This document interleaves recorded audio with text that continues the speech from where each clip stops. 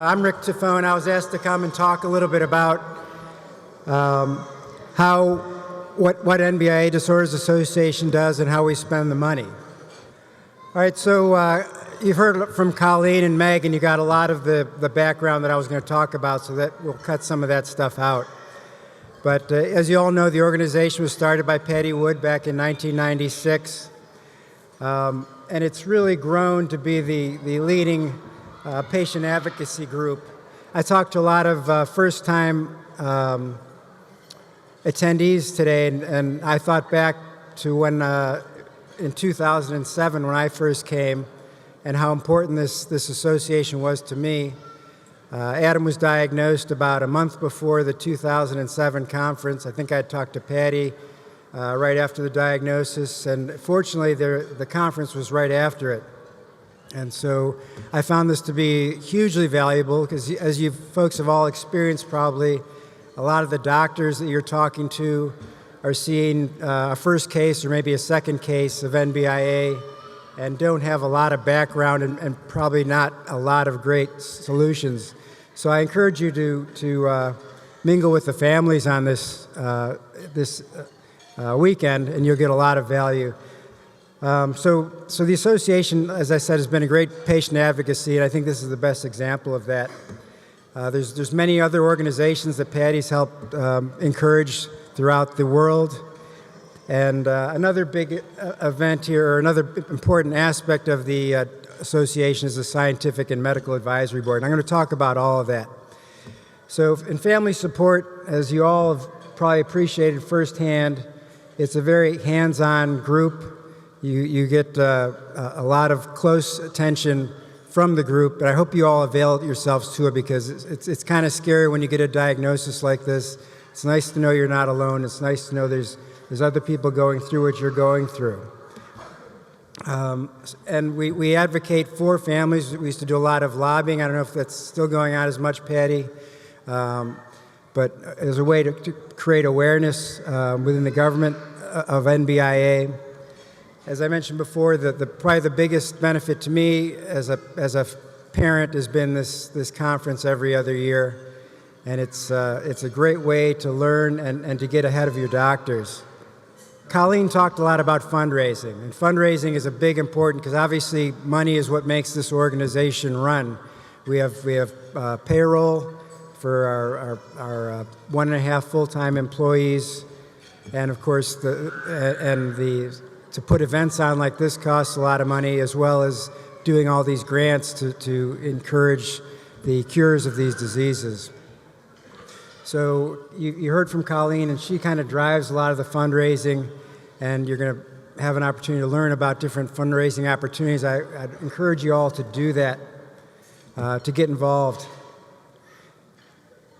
Another important aspect is the grant making. And I know there's a lot of opportunities out there today with all the electronic and Facebook for you to go out and raise funds, and maybe even donate directly to or provide grants directly to researchers. And I strongly encourage you to reconsider that, if you would.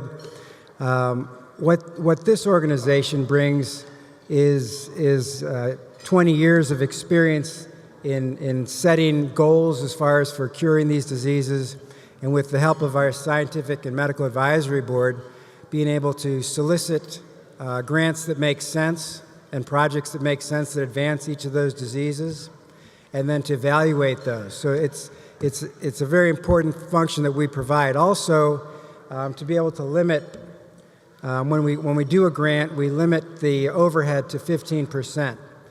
So that whenever a grant is made, a certain percentage goes to overhead, which the organization bakes into the grant, and we keep a tight control on that.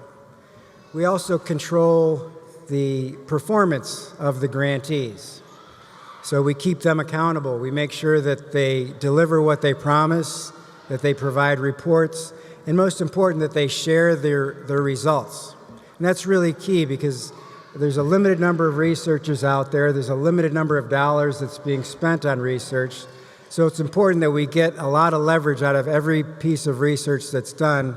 And so we really encourage all of our grantees to share their knowledge and to share their experience with all the other people in the field, so we can get the most out of our budget.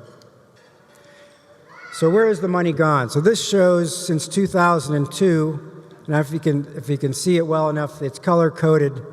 The first dark blue is NBIA, because in 2002 there was no PCAN, there was no PLAN. This was really groundbreaking research, and so there were grants set out initially just to figure out what's going on with the disease process, and that's what led to the discovery of the genes for PCAN and for all the other diseases. And you can see over the years how that's progressed and how the spending has changed as new diseases have come out, and how the allocation, if you take all those bars and add them together, it's about $2.2 million that have been granted since NBIA Disorders Association's been, yeah, and that's a lot of, it's all because of the fundraising that you guys have done. This shows a breakdown, and I think this surprised some people when I put this together, of, again, since the founding of the group, by disease, where the money's been spent. And as you can see, people might think, well, PCAN, because that was the first one, but BPAN is where is the biggest single disease that's been a recipient of grants, followed by PCAN and PLAN. PCAN and PLAN were the first two, so that's probably gave them a bit of an edge.